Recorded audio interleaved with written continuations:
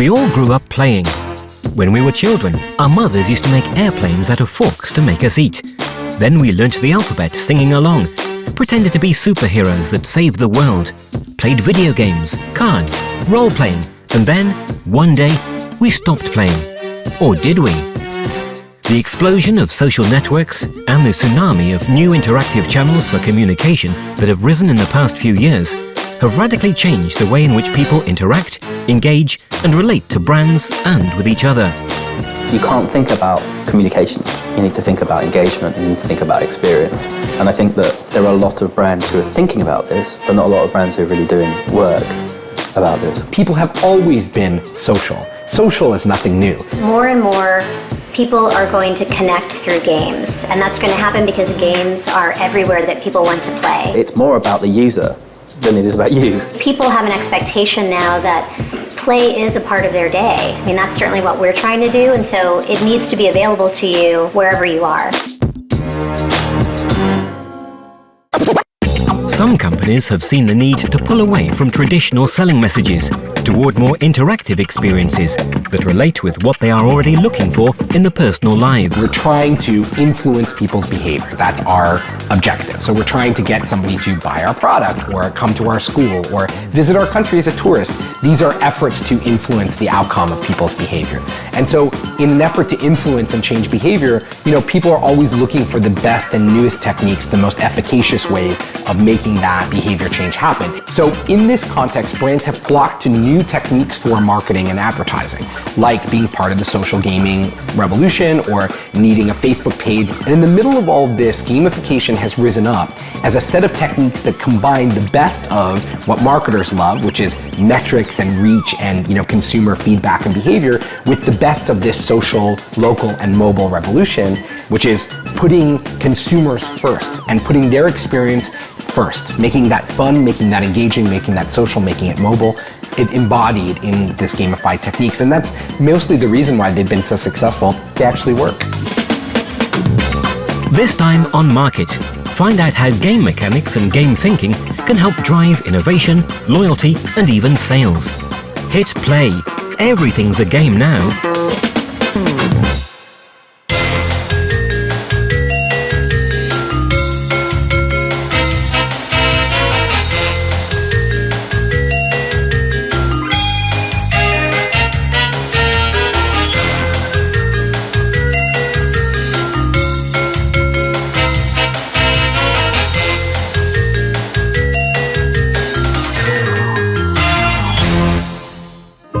It's all about experience.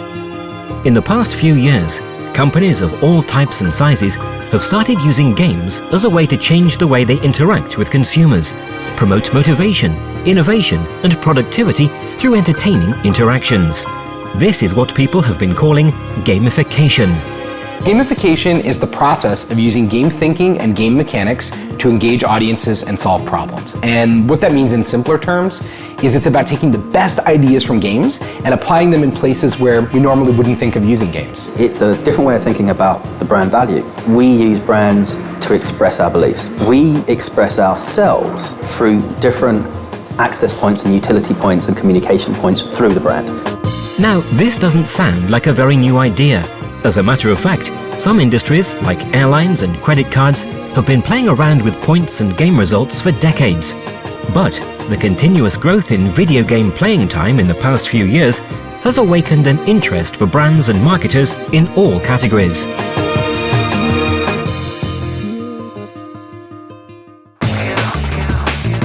Games in the past were maybe thought of something that was just a leisure activity, or maybe not something that you might choose to spend time on. But now, I think people value games are part of your day, and they're something that can actually connect you to your friends and family. So I think they're taking a more important place in our life, which I think is wonderful. All good design systems, especially gamified ones, are based around the player, the consumer, the user, and their actual story.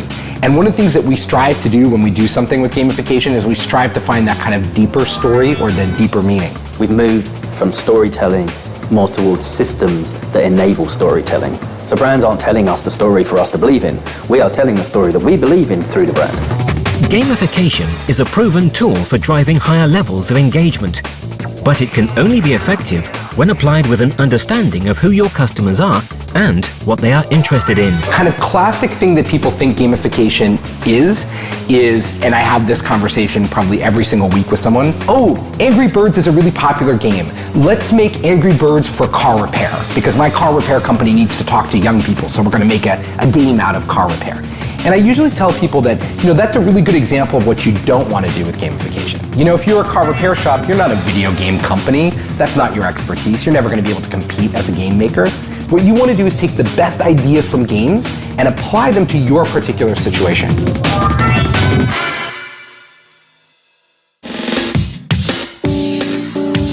If you think about brand and brand communication or brand engagement, you think about truth, very important truth.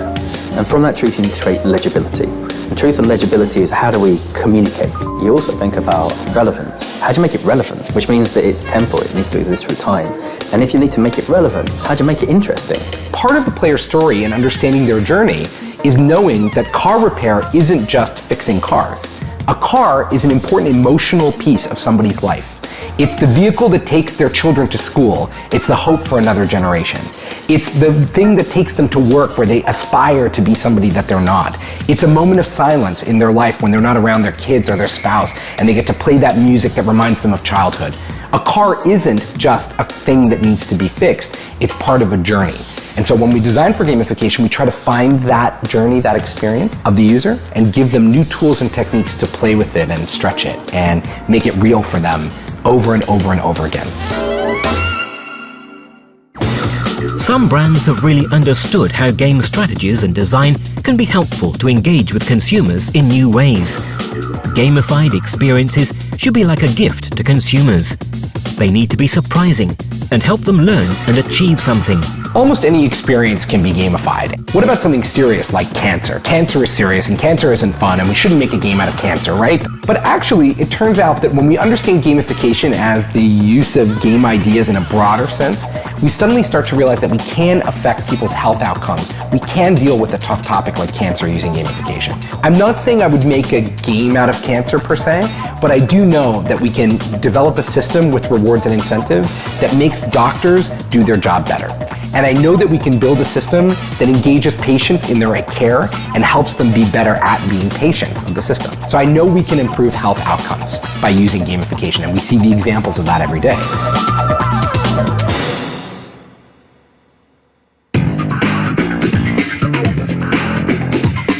Up next, how do you build a gamified experience and construct a consumer journey that will have them coming back for more?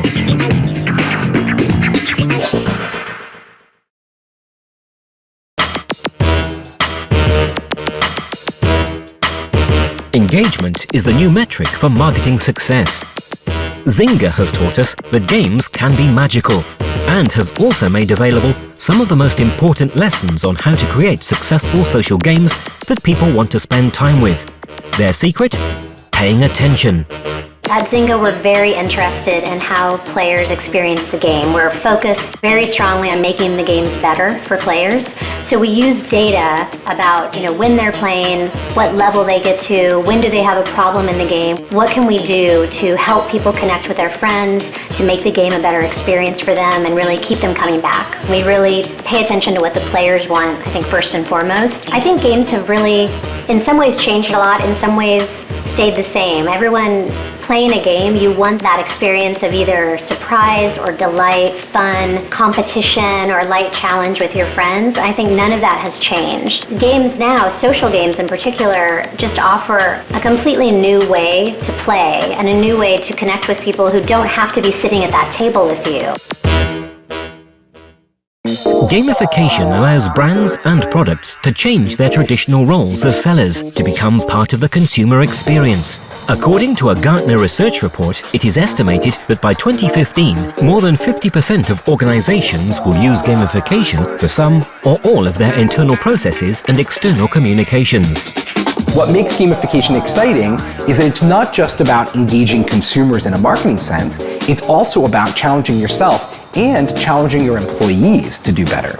And And so many great examples of gamification come from the employee sphere, things that companies do to try to engage their team members to do a better and better job. So when we were creating a TV advert, you had the product shot, you have the emotional theme, you have the emotional message, then you cut to the product and you cut back.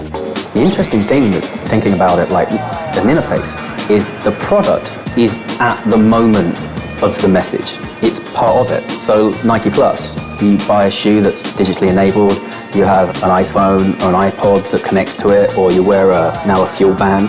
It's part of the communication message. So doing, for me, has always been way more powerful than saying you're going to do it. Nike Plus is a great example of a gamified product strategy that has understood what customers expect from their brand. By earning points and setting goals, Nike Plus has helped people keep motivated to exercise more.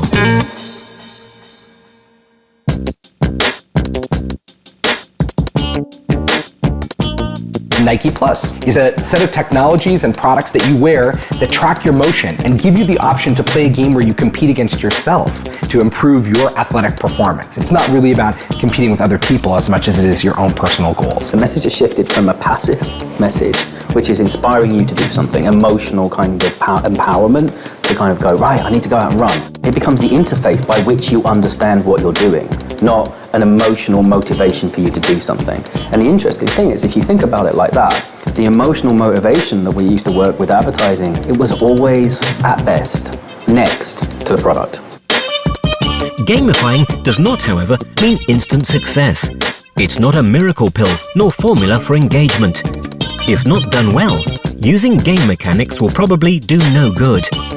The process of gamification takes long-term dedication, careful planning, and the right tools and expertise. The military, for example, has been using many of the core concepts of gamification for literally thousands of years.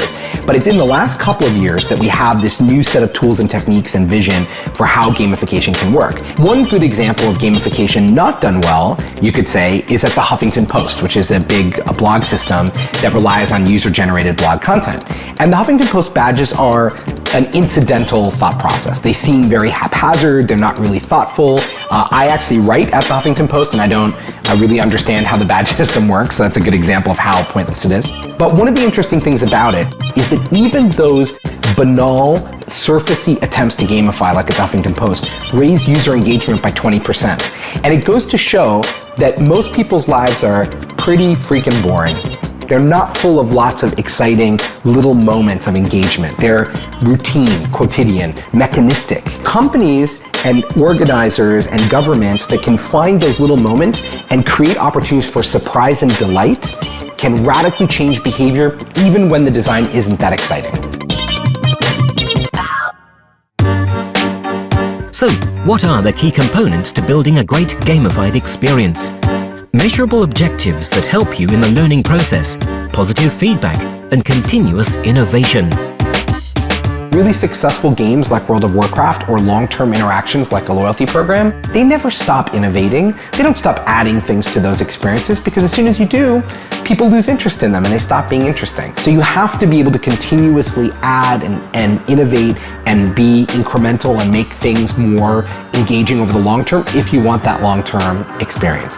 So gamification is a process, and some brands are better at understanding that process than others. I think a good game involves so many different pieces. I think that you have to present something that is almost like the perfect gift you would give to a player. So you need to think about who your audience is, like who do you want to play the game, and then you create the best experience possible for that person. So the way it looks, what do they see, what do they get to do, and I'm a big believer in surprising and delighting players. So you want to feel progression and feel that you're getting better, but sometimes to see something you don't expect makes the game really fun, and at its core, you want the game to be fun to play, and I think you want the game to be something that you can share with people, whether you want to compete with someone or just help someone or share something with them. I think all of that combines to make it feel like something you want to play every day.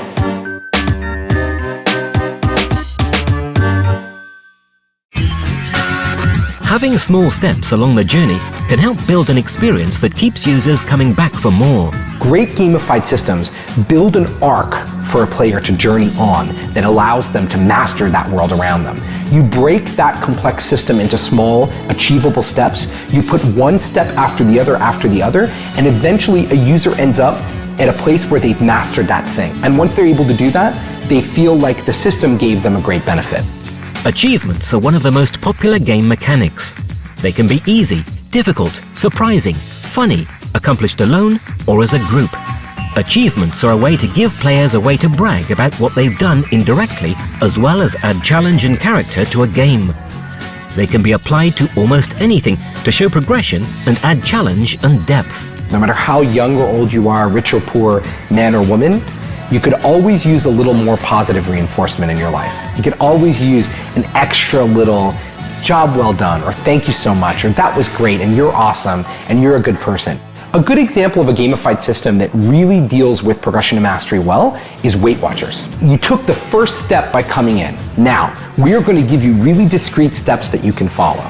And along the way, we're going to give you positive reinforcement. You're going to earn badges and levels and get points. And we're going to give you lots of positive feedback. Yay, you're so good. And eventually you'll turn around and say, I lost that weight, or I stopped drinking.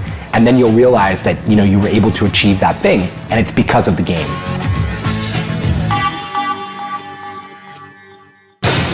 Up next, find out what the social game phenomenon is, and what does the future of gamification look like.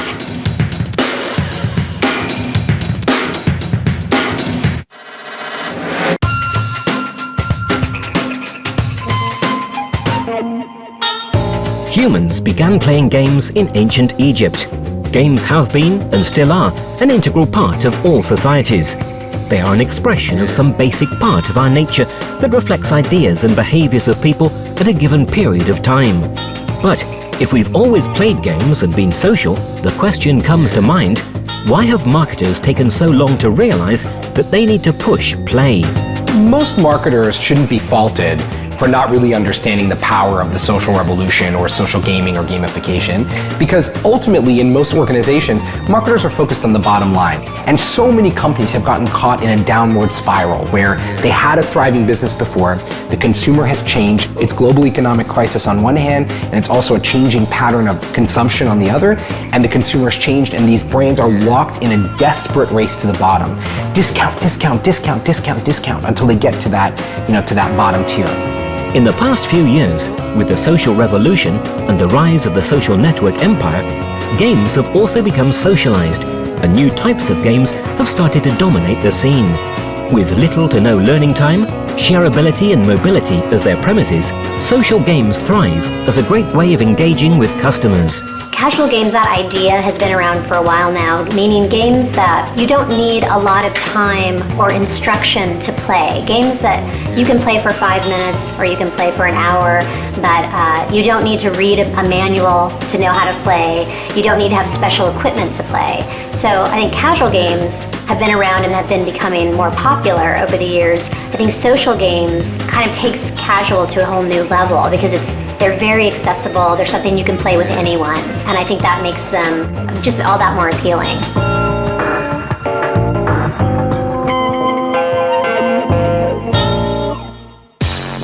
Angry Birds, Farmville, Mafia Wars, World of Warcraft are all examples of how social games are really appealing to consumers.